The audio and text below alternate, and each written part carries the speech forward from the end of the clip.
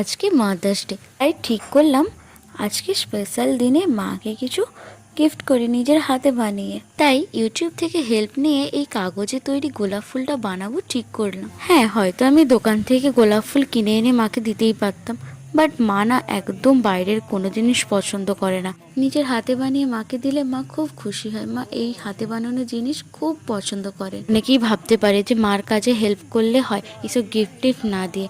হ্যাঁ, আমি মাকে হেল্প করি, মার কাজে আমি যথেষ্ট হেল্প করি, কিন্তু এই স্পেশাল দিনে মাকে তো একটা গিফট দেওয়া উচিত। আমি মেয়ে হয়ে মাকে একটা গিফট দেবো না? আমার জন্মদিনে তো মা আমাকে অনেক গিফট দেয়, কিন্তু এই মাদার্স ডেতে মাকে আমি তো একটা কিছু গিফট দিতেই পারি। আর সকাল থেকে দেখে একবারও বুঝতে পারিনি যে হাতে বানানো গোলাপ ফুলটা মারই জন্য। জানো তো, এই কাঠমল্লিকা ফুলটাও নিজের হাতেই বানিয়েছি।